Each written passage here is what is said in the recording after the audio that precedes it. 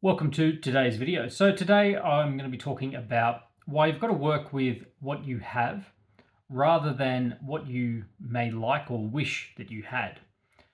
So this is in reference to fitness, but it could be with a lot of other things, but especially in the fitness world, I have seen this happen with so many people where they get into this mental headspace and this mental block because the results that they get and the things that they have to do um, to get results might look different than someone else.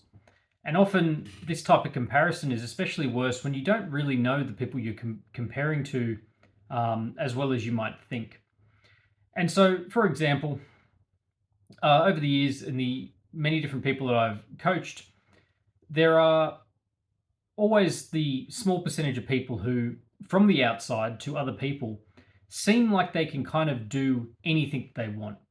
They seem like they can eat anything. They don't have to exercise. They can eat whatever they want. They can go out drinking. They can do whatever they like to do, and still stay in good health.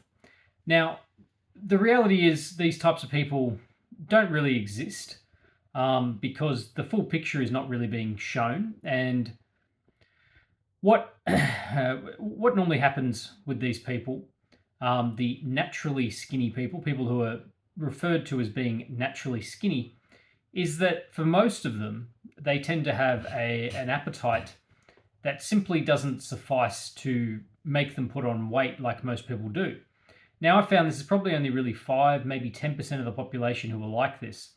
And because I've read, thousands of different nutritional reviews over the years, as in people would basically give me a rundown of what they're eating. They'd write down all their meals for 2, 3 days or a week even. So I get a bit of an idea of what they're eating, and if that's going to serve the goals that they have.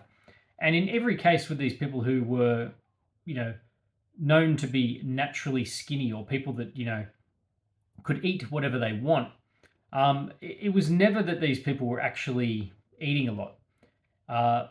Commonly, these people were actually, if you looked at the total calories they were eating per day, it was actually quite low, because what they would do, they might eat a lot of junk and they might eat a lot of garbage, but they would be eating that sort of food, maybe for one meal. So they'd have a really big dinner.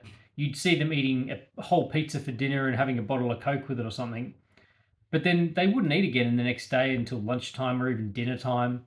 And that day they might have only had a few little snacks throughout the day. And so, whilst their diet might be made up primarily of kind of garbage foods, their overall calorie intake is not very high. And they didn't really have the appetite to sustain huge amounts of food, which meant that they struggled to put on weight. Now, like I said, this is only really 5-10% of the population who are like this. So the majority of people, myself included, are not like this. The majority of people have the opposite problem, where they have far too much appetite and they're able to eat far too much. But if you are one of those people who have a normal appetite, they might look at these, what they consider to be naturally skinny people, and it becomes a bit frustrating, and they think, well, I wish I was like that, and I have to go through all of this stuff in order to lose weight. But that's what you have. That's the genetic makeup you have. And there's pros and cons to all different genetic makeups and different parts of life. Some people can get to their 50s and have a relatively unhealthy lifestyle and still not have too many health problems, whereas other people may be struggling with health problems at that age. But you've only got what you have. You've only got your current situation, and that's the thing that you have to work with. And you've got to get out of that mentality of someone else has something different when it comes to their genetic makeup that means they can do something the way they can, because you've only got your own body, and your body is the way it is. Now, I personally have had, having food intolerances, and it's one of those things that you can easily let completely derail your efforts to get healthier and say, well, because I can't have dairy products, it's just I can't eat anything good and I'm never going to be able to have nice food. But, just because most people can have dairy products and I can't, doesn't mean that I can't eat really nice food. There's many other options out there. And just because, if you're someone who, if you are in your earlier stages of life and you're starting to see health problems arise, well, that's unfortunately for what it is, that's the genetics that you have. And you have to be realistic about it and you have to face it in a way that is understanding of where you're at and not where you wish you could be if you were someone else. And like I said, there's often pros and cons to all of this anyway. And it's the same when it comes to fitness. You know, you might say to someone, well, that guy can just run endlessly. Like I know plenty of guys far older than I am who can still run huge amounts per week. If I try and do that even in my 30s, I simply cannot run huge amounts of kilometers every week without hurting myself. Regardless of what I try, it just always leads to failure. So that means I have to set up my situation differently than someone who can run. And so at the end of the day, it's all about an individual. It's all about you as an individual. And it's all about you working out what works for you and trying as much as possible, as much as you can, to not compare yourself to someone else's situation. Because it's always going to be disappointing and it's always going to lead to frustration because you're going to perceive that they're having things somewhat easier than you might be.